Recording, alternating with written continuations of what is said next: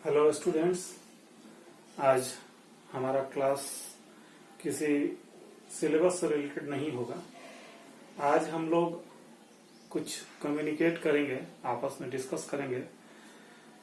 बहुत ही burning issue है अभी कोरोना।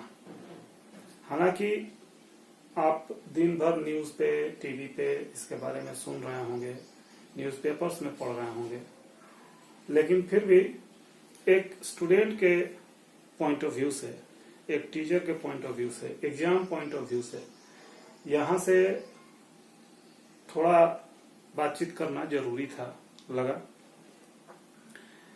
एक्चुअली ये अभी के टाइम में एक ग्लोबल क्राइसिस के रूप में हो गया है, एक पैंडेमिक है, और ऐसा पैंडेमिक है जो अभी तक ला इलाज लग रहा है। कोई उपाय नहीं है हमारे पास, क्योर नहीं है। आई मीन इसको हम सिर्फ रोक सकते हैं, और संक्रमण अगर हो जाए तो दवाई नहीं है। हम चाइना का हश्र देख चुके हैं, इटली जो कि हेल्थ इंफ्रास्ट्रक्चर में इतना अच्छा है, one of the best health infrastructure in the world माना जाता है, सेकंड नंबर पे आता है। वहां पे इतने लोग मारे जा चुके हैं। यूएसए में स्थिति खराब होते जा रही है। लग रहा है कि जो स्टैट्स हैं वो इटली को भी क्रॉस कर जाएंगे। इसमें स्पेन भी बहुत बुरी तरीके से प्रभावित हो चुका है। साउथ कोरिया जो कि शुरुआत में लगा कि बहुत स्किलफुली हैंडल किया, अब ये कुछ रिपोर्ट्स आ रहे हैं कि जो लोग क्योर हो चुके थे उन्हें दोबारा सिम्टम दिखने लगे। ये सारे जो रिपोर्ट्स हैं, जो न्यूज हैं, ये एक पूरी तरीके से लोगों को भयभीत करने के लिए, डराने के लिए, एक पैनिक क्रिएट करने के लिए सोशल लेवल पे पर्याप्त है। फिर भी इंडियन गवर्नमेंट इस चीज को बहुत अच्छे तरीके से हैंडल कर रही है। हमारी सरकार, एक चीज यहाँ पे मैं विशेष रूप से कहना चाहूंगा कि world wide almost all of the countries that were ravaged by this pandemic, उन लोगों को कुछ इमरजेंसी मेजर्स लेने पड़े, मिलिट्री को बुलाना पड़ा। इटली में भी वही हुआ, चाइना में भी हम देख चुके हैं, बहुत सारे वीडियोस वगैरह आप सोशल मीडिया पे देखते होंगे। यूएसए में भी जो प्रेसिडेंट हैं वो कांग्रेस के सामने कुछ इमरजेंसी मेजर्स को लेकर के एग्जीक्यूटिव को बहुत ज्यादा पावर के लिए लेके गए थे, लेकिन वहां पे एक जस्टिस कमेटी ने उनके कुछ प्रपोजल्स को एक्सेप्ट नहीं किया। लेकिन फिर भी हम अपनी गवर्नमेंट को, केंद्र सरकार को पर्टिकुलरली इस चीज के लिए अप्रिसिएट करना चाहिए कि इतने बड़े पैंडेमिक को एक पूरी तरीके से डेमोक्रेटिक वैल्यूज को होल्ड करते हुए, उसको बिना तोड़े, बिना किसी इमरजेंसी मेजर्स के, लोगों से अपील करके, और अभी तक सोशल डिस्टेंसिंग को लोगों से फॉलो करवा करके बहुत हद तक सक्सेसफुली और कंटेन करने में हम लोग सक्सेसफुल रहे हैं। और इसमें हमारे पास कोई दूसरा ऑप्शन नहीं है, क्योंकि जो कंट्रीज वर्ल्ड वाइड या जो एक्सेप्टेड है कि हमसे ज्यादा डेवलप्ड हैं, उनके पास रिसोर्सेज हमसे बेटर हैं, फैसिलिटीज हमसे बेटर हैं, और वो लोग कुछ नहीं कर पा रहे हैं। वहां पे अगर हम अपना अचीवमेंट देखें तो काफी बेटर है।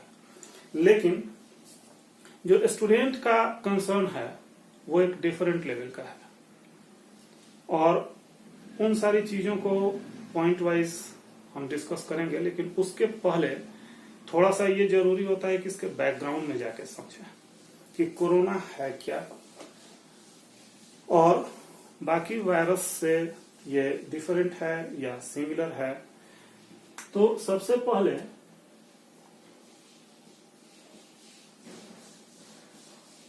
इसके बारे में हम जान लें कि बहुत सारे स्पेसीज हैं। ये एक जूनोटिक, जो डॉक्टर्स एक टेक्निकल टर्म इसको यूज करते हैं, कि जो जानवरों में होता है और जानवरों में होते हुए उनको कोई नुकसान नहीं पहुंचाता, लेकिन जैसे ही वो जानवरों से ह्यूमन में आता है तो उनके लिए ये डेंजरस हो जाता है, कई बार फैटल हो जाता है। तो कोरोना के बहुत सारे स्पीसीज हैं जो कि जानवरों में मिलते हैं और जानवर उनके साथ सरवाइव करते हैं। इसमें से 7 स्पीसीज जो हैं वो ह्यूमन में माने जाते हैं कि आए हैं और कुछ हद तक डेंजरस हैं।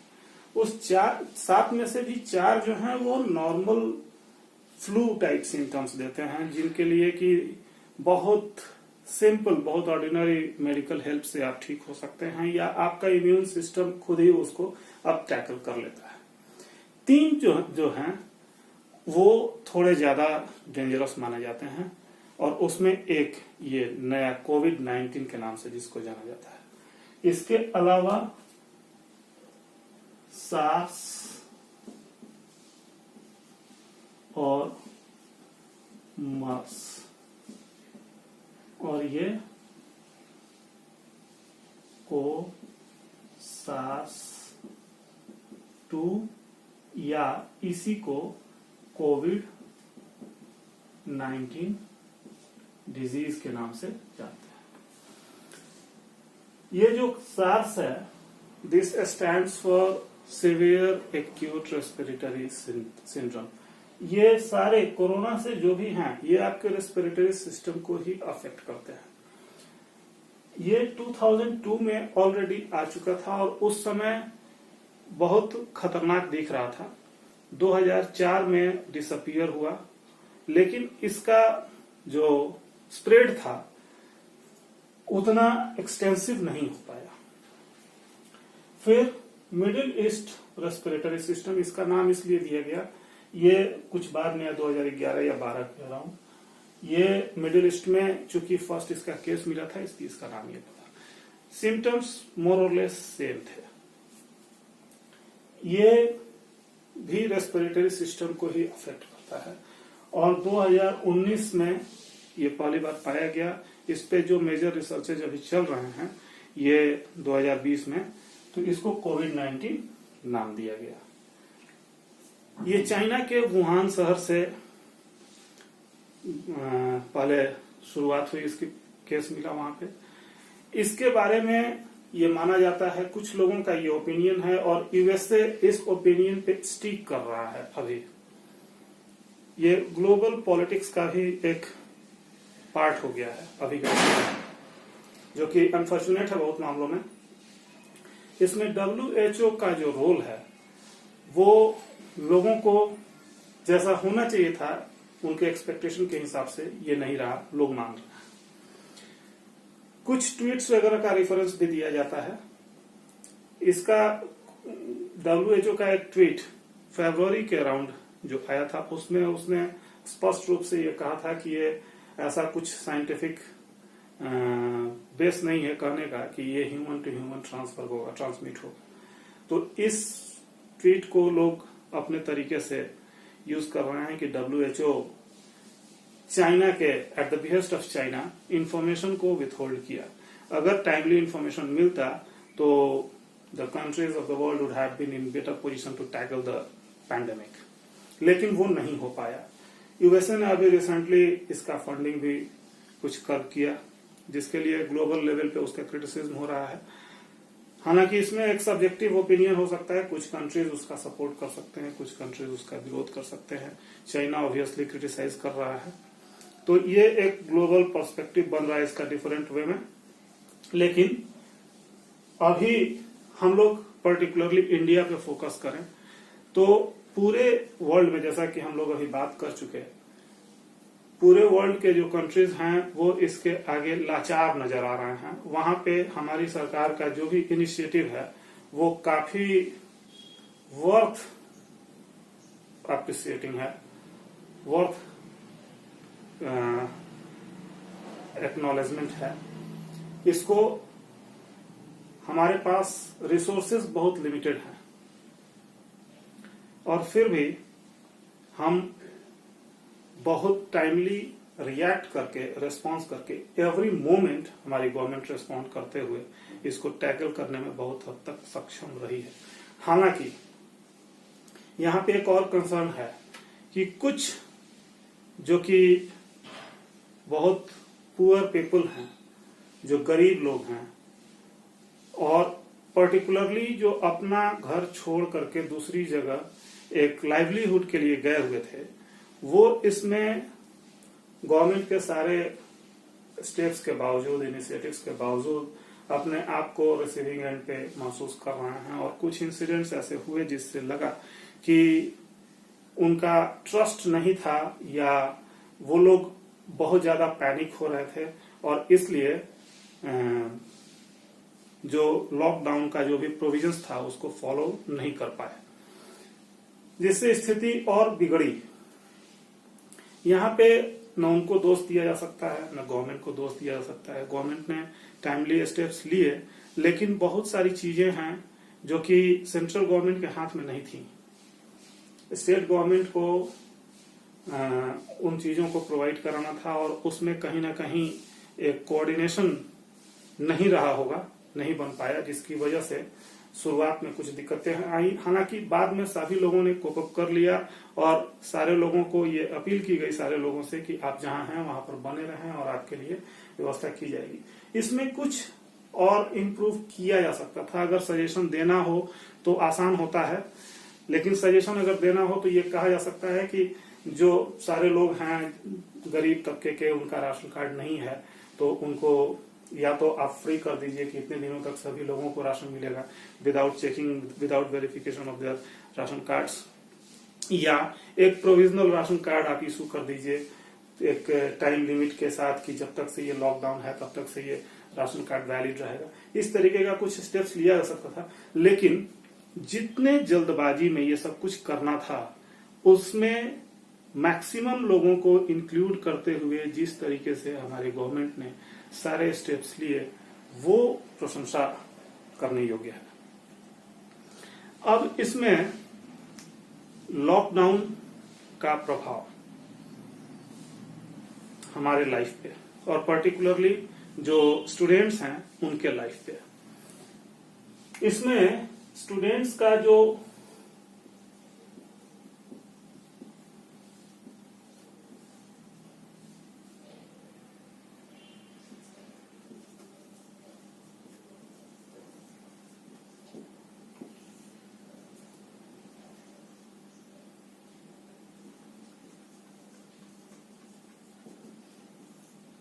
स्टूडेंट्स का जो एक माइंडसेट होता है, वो या यूनिवर्सिटी एग्जाम्स वाले हों या एस्पिरेंट्स हों किसी कॉम्पिटिटिव एग्जाम्स के, तो उनकी स्थिति थोड़ा डिफरेंस के साथ मोर और लेस सेम होती है। हमारा एग्जाम कब होगा, हमारा सिलेबस कैसे पूरा होगा, हम किसी इंस्टीट्यूट में हैं तो वहां पे पढ़ाई डिस्टर्ब हो रहा है, ऑनलाइन के लिए सारे लोगों के पास रिसोर्सेज नहीं है। बहुत सारे स्टूडेंट्स हैं जो रूरल एरिया से बिलोंग करते हैं, they can't afford smartphones to just continue their online studies.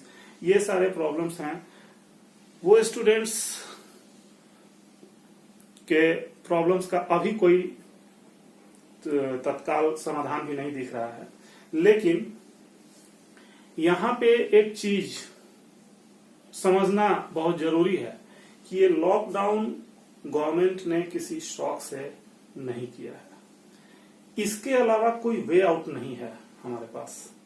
हम पहले ही शुरुआत में ही अपने डिस्कशन के शुरुआत में इस बात की चर्चा कर चुके हैं कि इटली और यूएसए जैसे कंट्रीज, इवन चाइना, इसके आगे लाचार महसूस कर चुका है अपने आप को।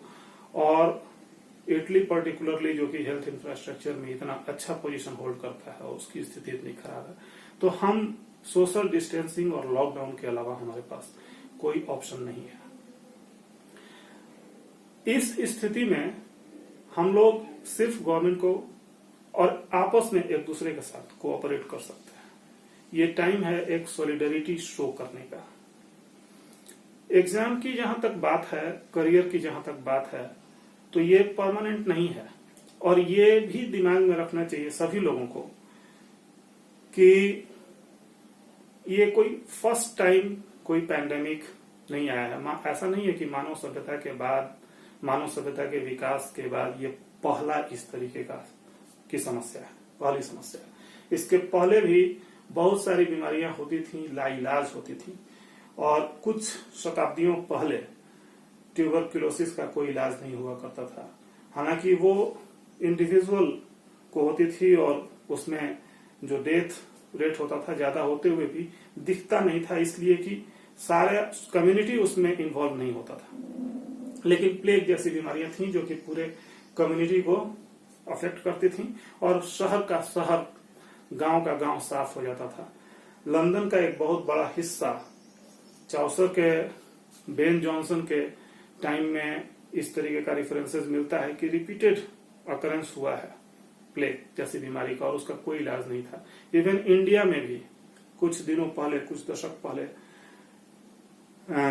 प्लेग हुआ था गुजरात में और वहां से लोग बहुत तेजी से भाग के आ जाते थे, लेकिन वो गुजरात तक ही सीमित रहा। लेकिन वहां के लोगों की स्थिति वही थी। इसके अलावा भी समस्याएं रही है। इस कॉन्टेक्स्ट में हम ये कहना चाहेंगे कि उन चीजों को भी मानव ने सरवाइव किया है और इसको भी हम सरवाइव कर सकते हैं। अभी तक जो डॉक्टर्स इसके बारे में बात करते आए हैं उनका भी मानना है कि स्वयं को इन्फेक्शन से बचा लेना अभी सबसे बड़ी बात है। तो अभी आप करियर, पढ़ाई और इन सारी चीजों के अलावा अपने लाइफ के बारे में सोचिए। अगर हम रहेंगे तो आगे लाइफ अपने हिसाब से हम अपना बना सकते हैं, करियर के बारे में सोच सकते हैं, अपने सोच को रीओरिएंट कर सकते हैं। The main thing is to survive now. और सर्वाइवल के लिए इसमें जो मेन अभी तक डॉक्टर्स का जो रिसर्चेज जो सामने आ रहे हैं उसमें यह है कि इसके साथ एक पॉजिटिव एस्पेक्ट है कोविड-19 के साथ, कि इसकी मोर्टेलिटी, फैटेलिटी जो रेट है वो बहुत कम है, अराउंड 2%। बहुत सारे कॉमन डिजीजेज हैं जिनसे हम उतना नहीं डरते हैं, लेकिन उसमें फैटेलिटी ज्यादा होती है, मोर्टेलिटी रेट ज्यादा है, उसमें ज्यादा लोग मरने के चांसेस रखते हैं, लेकिन इसमें नहीं। और इसमें जो भी अभी तक डेटा शो कर रहा है, जैसे इटली है, इटली में सबसे ज्यादा मृत्यु हुई तो इसलिए हुई कि वहां का पॉपुलेशन का जो एवरेज एज है वो ज्यादा रहा है। मरने वालों की जो एवरेज एज है वो 70 प्लस 80 प्लस रही है। तो इसमें एक चीज और सामने आती है कि जो ज्यादा उम्र के लोग हैं या जो लोग ऑलरेडी किसी रेस्पिरेटरी डिजीज से सफर कर रहे हैं उनको ये ज्यादा अफेक्ट करता है। अगर आप एक हेल्दी आदमी हैं, हेल्दी एडल्ट हैं या हेल्दी चाइल्ड हैं और आपका इम्यून सिस्टम अच्छा है तो आप सरवाइव कर सकते हैं, आप इसको रेसिस्ट कर सकते हैं। इवन जो इस इम्यूनिटी की बात इतनी इंपॉर्टेंट है इसमें कि यूएसए और इवन इन इंडिया जो इसके लिए इलाज की बात सोची जा रही है उसमें प्लाज्मा थेरेपी एक बात की जा रही है कि जो सर्वाइवर्स हैं इस इन्फेक्शन से उनके ब्लड से एंटीबॉडीज ले करके और उसका कुछ मेडिसिन तैयार किया जाए और उससे बाकी लोगों का इलाज किया जाए। तो मेन चीज है कि आपका अपना इम्यून सिस्टम बेटर होना चाहिए।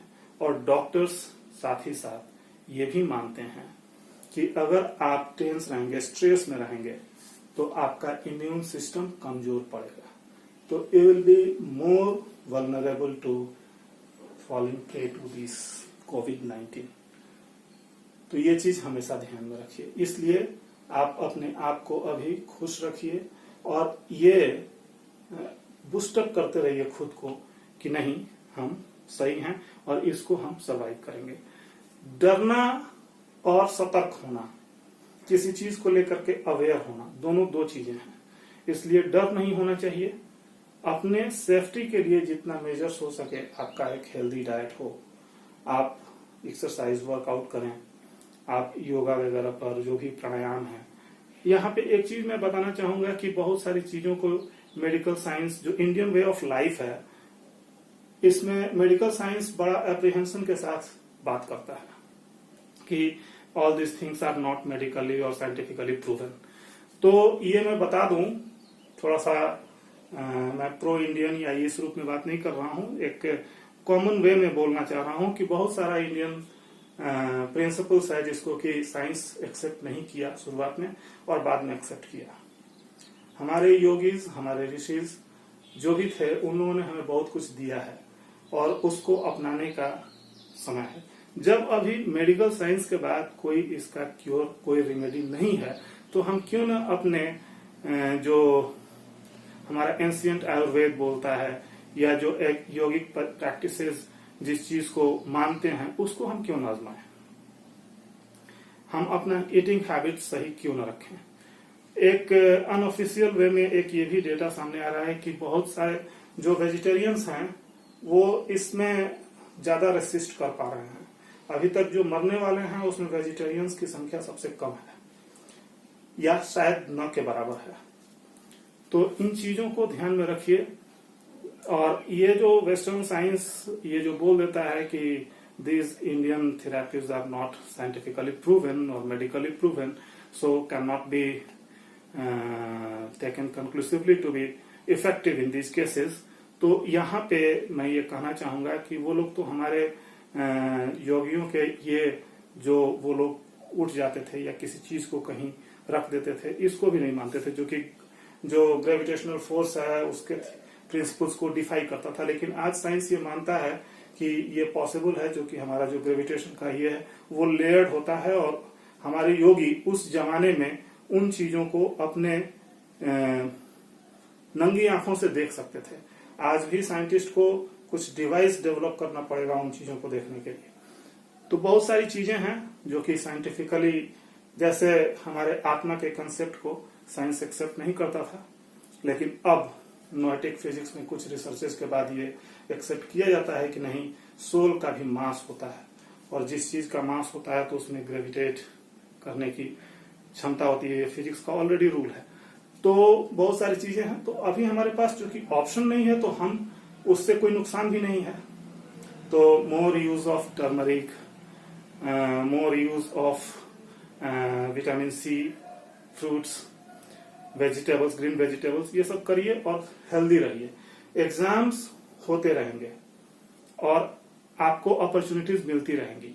ये this is not the end of the world, और इसके बाद भी दुनिया होगी और आप भी होंगे और सरवाइव कर जाएंगे, तो बहुत सारे ऑप्शंस मिलेंगे। लेकिन यहां पे एक और पॉइंट आता है कि इस महामारी से उबरने के बाद दुनिया होगी कैसी। ये यहां पे मैं एक रेफरेंस देना चाहूंगा सेकेंड वर्ल्ड वॉर के एक सर्वाइवर का, विक्टर फ्रैंक, एक साइकोलॉजिस्ट हैं और लोगोथेरेपी उनका एक प्रिंसिपल है। वो सर्वाइवर हैं हॉलोकॉस्ट के, ऑस्ट्रियन थे और वर्ल्ड वॉर के टाइम में उनको कैंप में रहना पड़ा था। ज्यूज को बहुत ज्यादा टॉर्चर किया जाता था। बहुत सारे लोग मरते गए उनके सामने, उनकी आंखों के सामने, उनके किड्स एंड किड्स मरते गए, लेकिन वो सरवाइव किए। वो एक इंसिडेंट उनसे जुड़ा हुआ सामने आता है कि एक उनका साथी था, एक दिन आया उनके सामने और बोला कि कल रात मैंने एक सपना देखा और उस सपने में कोई आवाज आई कि क्या चाहते हो, क्या पूछना चाहते हो, पूछो। तो इसने पूछा कि मैं कब मुक्त हो जाऊंगा। तो उसने एक डेट बताया, फरवरी की ये बात है और मार्च एंड का डेट बताया। उस आदमी को ये विश्वास था कि वो उस डेट को फ्री हो जाएगा, लेकिन जैसे जैसे वो डेट करीब आते गया तो ऐसा लगते गया उसको कि नहीं, अब पॉसिबल नहीं है, और उस पर्टिकुलर डेट को उसकी मृत्यु हो गई। तो विक्टर फ्रैंक का उसके बारे में कहना है कि वो आदमी इसलिए नहीं मरा कि वो अब बचा नहीं, उस दिन आजाद नहीं हुआ, बल्कि इसलिए मरा कि आजादी की सारी उम्मीदें खत्म हो गई। तो उम्मीद बहुत बड़ी चीज है। विक्टर फ्रैंक सर्वाइवर थे और वहां से निकलने के बाद उन्होंने एक किताब लिखी थी, सर्च ऑफ मीनिंग्स। उसमें उन्होंने कहा कि हम अपने लाइफ को किस तरीके से मीनिंगफुल बनाते हैं, क्या मीनिंग दे पाते हैं। So many thing depends on that.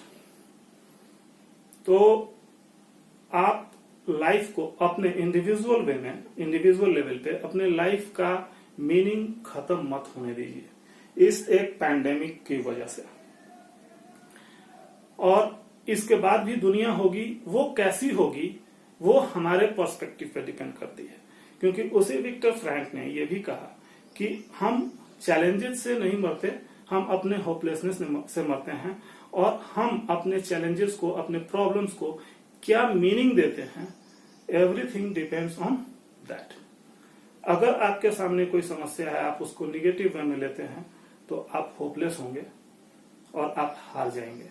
और अगर आप उसको पॉजिटिव मीनिंग एट्रीब्यूट करते हैं तो पॉसिबिलिटीज ओपन रहेंगी आपके लिए। तो किसी भी प्रॉब्लम को सरवाइव करने के लिए आपको हमेशा ऑप्टिमिज्म के वैल्यू को समझना होगा और हर चीज को एक पॉजिटिव पर्सपेक्टिव से देखना होगा। इसके बाद वर्ल्ड ऑर्डर चेंज होना निश्चित है। यूएसए अभी ही सामने ट्रेंड समझ में आ रहा है कि अब द ओनली वर्ल्ड पावर के रूप में उसका रिकग्निशन नहीं रह जाएगा। चाइना स्ट्रगल कर रहा है पूरी तरीके से इकोनॉमिक डोमिनेंस के लिए, और बहुत सारे अभी पैंडेमिक के टाइम में जो अनइथिकल माना जाएगा उस तरीके की प्रैक्टिसेस में भी लगा हुआ है। हमारे जो गवर्नमेंट का जो इसमें अप्रोच है वो थोड़ा डिफरेंट है। ये बहुत सबके लिए एक बड़ी बात थी कि हमारे प्रधानमंत्री ने क्लियरली कहा कि इकोनॉमी को हम दोबारा संभाल लेंगे। हमारे लिए अभी लोगों की जान बचाना जरूरी है, और सिर्फ अपने लोगों की जान नहीं। हमें पता है कि इंडियन गवर्नमेंट ने इस क्राइसिस को देखते हुए जो इसके लिए एक पोटेंशियल मेडिसिन के रूप में माना जा रहा है वर्ल्ड वाइड, हालांकि उस पर भी कोई अभी तक कंक्लूसिव रिसर्च नहीं आया है सामने कि वो बहुत इफेक्टिव है, लेकिन इमरजेंसी में उसको लोग यूज कर रहे हैं। एक मेडिसिन का नाम है, आपने भी सुना होगा, बहुत अभी कॉमन हो गया है, हाइड्रोक्सी क्लोरोक्विन।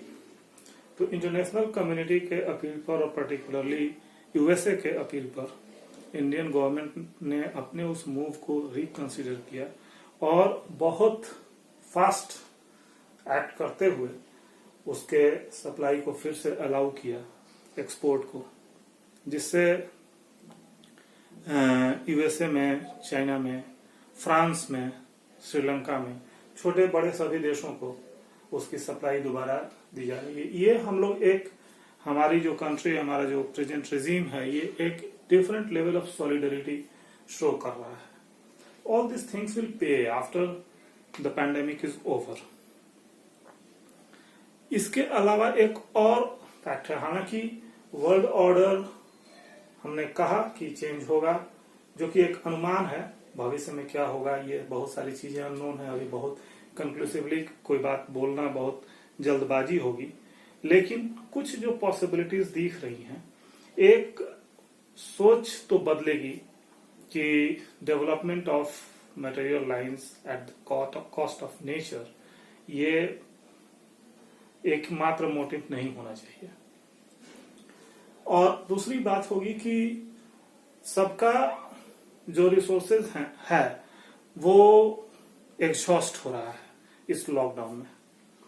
इसमें मान लीजिए कोई सुपर पावर है और वो प्रोडक्शन एबिलिटी उसके पास रह जाती है, लेकिन उसको मार्केट फिर कहाँ मिलेगा?